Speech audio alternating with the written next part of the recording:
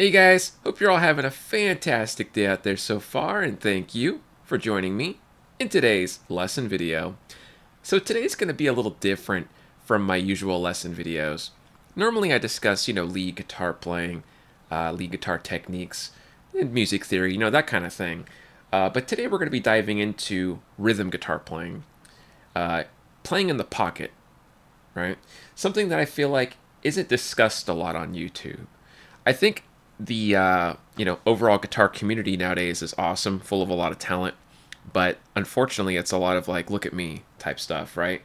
Look how technical I can play something. Look how cool I am, basically, which is fine.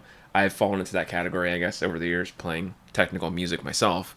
But 9 times out of 10, you're not going to get a gig for being a virtuoso, right? Like, you're not going to get somebody that walks up to you and says, "Hey, I got a gig for you, and I need you to play Malmsteen level arpeggios or Jeff Loomis shred stuff, or I need you to fill in at this bar for old people, and I want you to jam out, I don't know, some death metal crazy technical prog gent stuff."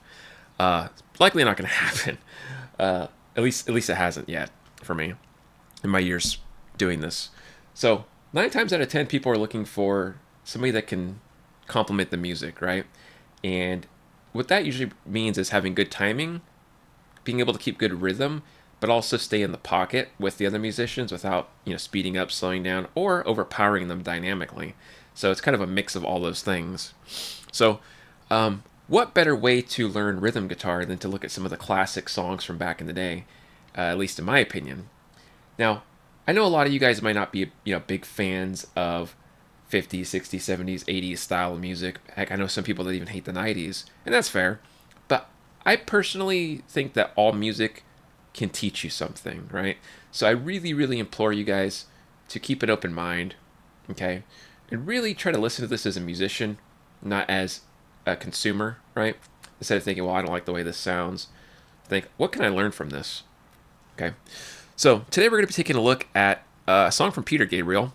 And I love Peter Gabriel, by the way. I know some people don't. Some people are like, oh, not Peter Gabriel. We turned that off back in the day, which is, again, fair. But even if you don't like Peter Gabriel, the songs are constructed really nice, right? The compositions are really smooth. And most people would take that for granted because they don't realize the work that goes into some of these hit songs from back in the day, okay? And this is a perfect example of that. So this song has some really intricate, layered rhythm guitar parts and bass parts, specifically in the verse, that just blend so nicely, and it's so rich harmonically, right? You could tell that these were real musicians that put this together. And what I mean by that is these guys were like pro level. You can tell they had skill, but they were, again, trying to complement the music. They weren't just going full on 30-second note arpeggios.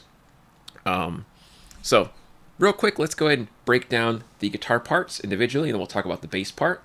For the record, I did record the bass part on my guitar using a bass simulator. I know that's lazy. You can go ahead and roast me in the comments on that. I really don't care. I just didn't feel like pulling out my bass. So, yeah. Let's take a look at the first guitar part. It looks like this. So they have this... Right? Let me turn my volume up, sorry. So we have...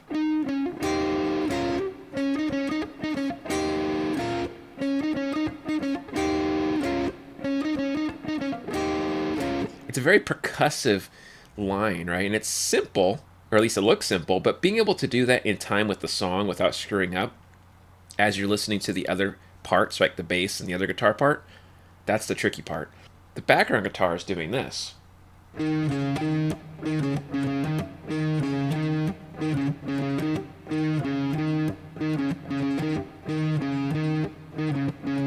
So here's what that sounds like together.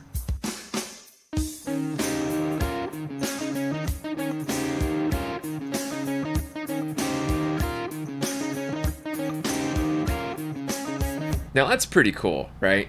Even if you don't like the song, you gotta admit, it's a really cool combination of rhythmic parts, right? That flow together really nicely.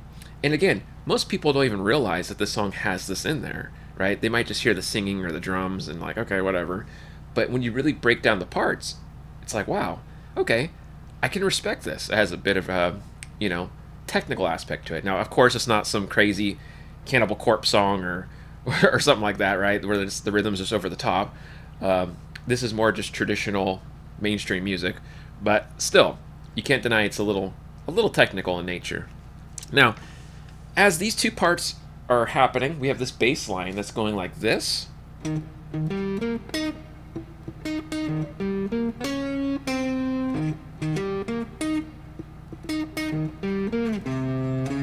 Okay, that's what the bass line's doing, which is very nice. It's outlining this dominant 7 arpeggio, creating a very nice mixolydian groove, right? This whole song really outlines a nice mixolydian groove with that bass line in there.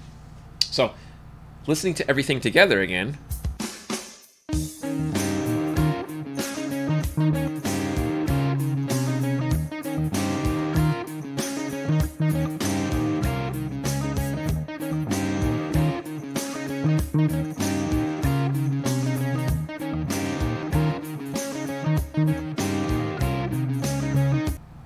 I love that. I think that's just so cool. And I'm sure that sounded a little different to you now that you know how each part sounds individually, right?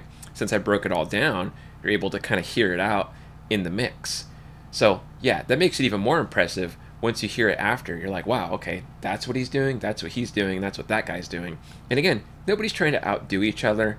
There's no one light on one guy, right? It's not, hey, look at me in the mix. It's just, hey, let's make the music sound good. Let's blend together in this nice dynamic way.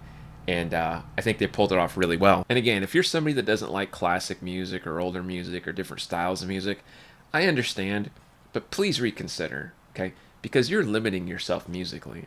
There's so much room for growth, right? When we open ourselves up to things maybe we don't like, okay? Maybe that's a country solo or an old Beatles song or whatever, right? Maybe it's a reggae tune, I don't know. But you really limit yourself when you avoid these things, okay? It's going to make you a better player if you dive in with an open mind and take something from it, okay? It could be just a lick, it could be a riff, it could be a bass line, it could even be just one verse. Just be open-minded enough to try. And I guarantee you those songs that you think are really easy might not be that easy. Might take you a little bit more work, so it might be humbling even. So, again, guys, keep up the good practice. Let me know what you guys think down in the comment section below, and I will see you guys in the next video. Rock on.